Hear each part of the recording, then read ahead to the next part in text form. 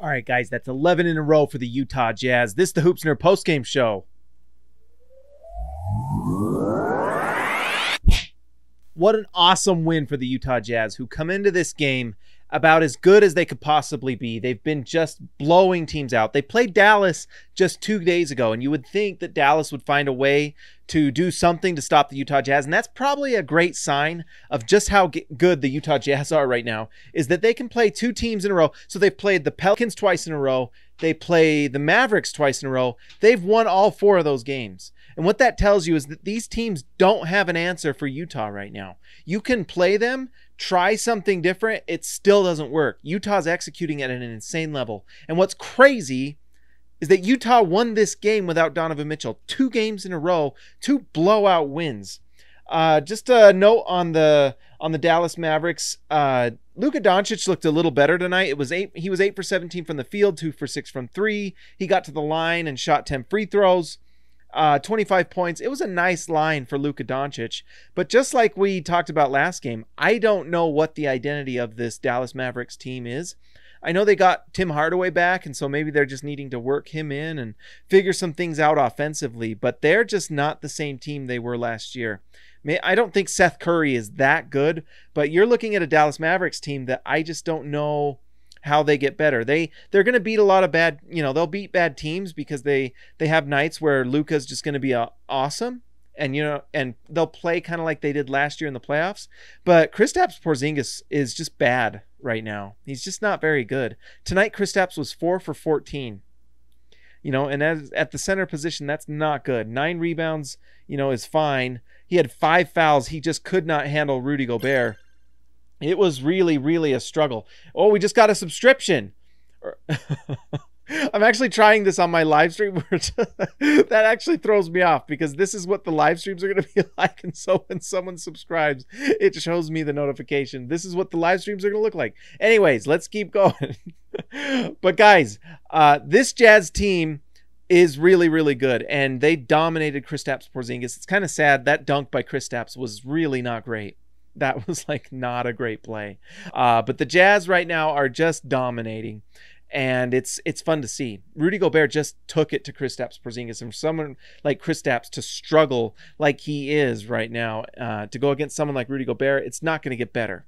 Maybe he can go play against some, inferior defensive center and get better, but not against Rudy. Rudy makes the best struggle. So tonight, just some really nice things. For one, Jordan Clarkson, again, not the greatest shooting night, but you just take that scoring from him anytime you can. His 6th man of the year candidacy just gets stronger and stronger. That step back 3 he did, and I liked how, Wob, he made a good point on Twitter where he just said, you know what, if Luka made that step back 3 that Jordan Clarkson did, it would be all over social media.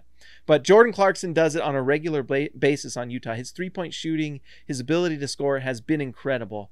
And tonight, the percentages weren't there, but he still gets his buckets. He still provides important scoring for Utah. Joe Intles had a monster night tonight, breaks John Stockton's record for most 3-pointers made for the Utah Jazz.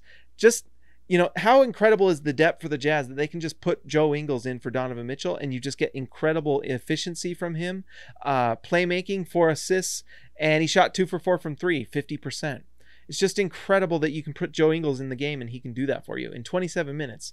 It's really nice. Rudy Gobert was just a monster again. He just shows why he's so dominant. Tonight, 17 points, 12 rebounds, 2 blocks. Monster stuff. And he was in foul trouble at the beginning of the game. The refs, Scott Foster tried to stop Rudy Gobert and he could not. So no one could stop the Jazz, including Scott Foster. So monster night from him. Mike Conley, the percentages weren't great either. And somehow the Jazz just blew this Mavericks team out. And I think that tells you what the defense was like for Utah. The defense was so solid. So not only are the Jazz, hitting threes, and that's what the national media is talking about, is the 3-point shot, which is rightfully they should be talking about that, but it's the defense that is just taking it to another level. I mean, the Mavericks tonight only scored 101 points. You know, they just barely broke 100. Utah scores 120. So it's not just the offense, it's the defense. You know, Rudy Gobert, Defensive Player of the Year case, just getting stronger by the day. Getting the first place record not only in the Western Conference but the league is only going to solidify that. And you have a significant case to give Mike Conley, Donovan Mitchell, and Rudy Gobert all-star spots. You know, hopefully Donovan Mitchell can get back soon so he can keep putting up these numbers and he doesn't miss an extended amount of time. Also, prayers up for Donovan Mitchell that concussion isn't bad. Right now, he's likely going through concussion protocol. So let's just hope that Donovan Mitchell is fine. Concussions can be scary and they're a wild card. You don't know, how long it takes. It could be short, it could be long, whatever it is. They've got to make sure they have Donovan Mitchell back to 100%. So fingers crossed Donovan Mitchell is fine. That's a little scary. But like we said, Mike Conley, really solid night. 40% from 3, 41% from the field. 9 assists from Mike Conley. 3 steals. Just, he is an all-star right now. And we've talked about this before, but he reminds me of John Stockton and how he just commands the floor. And he commands the floor like Stockton did. You can feel at peace with when Mike Conley's on the floor. You can just know that the offense is going to run really nicely. People are going to get good shots. It's very Stockton-esque. Stockton wasn't this elite scorer, and he could score the ball, obviously, and we know him for his passing. But what you knew is that the game would just be under control. And that's what Mike Conley's doing. He's just like, and it's very much similar to Stockton late in his career. Like Mike Conley, I think 31 or so, kind of like Stockton, who played mid to late 30s. It's very, very similar and it's fun to watch, but he's just so in control and is setting up everyone for great shots and hitting shots as well. I mean, he started the game 1 for 5 and ends up 4 for 10. That tells you, like, he just had a hot streak in the third and just helped put the Mavericks away. Juwan Morgan's a big story. He played really nice tonight behind Rudy Gobert. Juwan Morgan, 5 for 8 from the field in place of Derek Favors. He shot 2 for 4 from 3. All of a sudden, Juwan Morgan's starting to look like he's someone that you really have to think about getting on the floor more often. And what an absolute luxury to have Derek Favors out and to be able to put Juwan Morgan in, who can spread the floor on offense, but then also play really solid defense, whether it's in a zone. I mean, he's not the rim protector that Derek Favors and Rudy Gobert are, but he can guard in space. He's a big body, and he does not get pushed around by bigger centers, as you could see tonight with Kristaps. I mean, he went up and blocked Kristaps at the rim. That Scott Foster trying to shave points, he was wrong, because that was a Juwan Morgan block at the rim of 7'2" Kristaps Porzingis. That's impressive stuff. He is a really nice defensive player, and on offense, he just makes the right play. He hustles. You'll see him get offensive boards tonight, Juwan Morgan. He had 3 offensive rebounds. He's one of those guys that just plays really hard. He makes smart decisions. He doesn't do dumb things. Juwan Morgan tonight, 0 turnovers. Those 6 fouls were ridiculous. I mean, honestly, every single one of those fouls was shady. He did not foul out, even though Scott Foster gave him those fouls. He did not commit 6 fouls, but he just makes the right play. He's a good defender. He doesn't hurt you on offense, because if he's hitting his 3, it's even more impressive. And then he offensive rebounds. I would love to see Juwan Morgan get a little more time on the floor, because he really is showing that he might be a really nice rotation player, not just down the road, but like right now. He's really good. Miaoni had a few good minutes tonight, played nice defense. The Jazz have some luxuries right now, some really nice problems. When you're not sure how you get all these good players on the floor, they're all helping out. I don't know if they're all playoff players, but we do know that Juwan Morgan can come into a playoff game and play nicely. That's exciting stuff if you're a Jazz fan. Royce O'Neal had 4 points, and he was a plus 22 for the game. His defense was incredible tonight.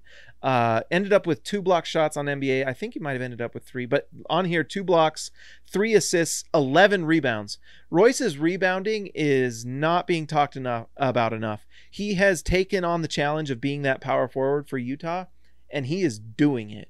And, finally, we got to talk about Bojan Bogdanovic. He got his groove back. Bojan tonight, 7 for 11 from 3, 10 for 16 from the field. This is the Bojan Utah had last year. that they were hoping they would have this year. And if Bojan is putting up shooting numbers like this, even the 2 assists, like Bojan is buying into the playing with the pass. He made a nice lob to Rudy. He is playing with the pass. He is shooting the ball well. At least tonight he did.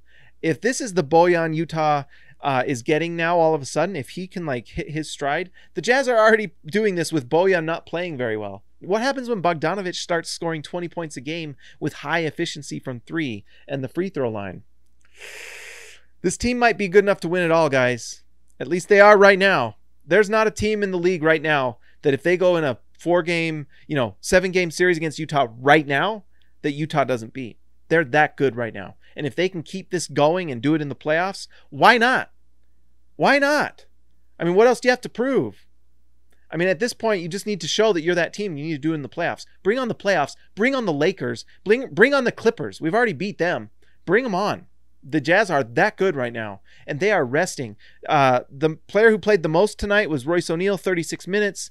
Joe Ingles played 27, Mike Conley 32. But they're not playing a ton of minutes. Rudy Gobert only had to play 25 minutes tonight. Some of that was foul trouble, but you'll take it. Really nice stuff. This Jazz team is rolling. Guys, like and subscribe to this channel. If you do, during the video, it'll show a notification like that. I forgot that that's on.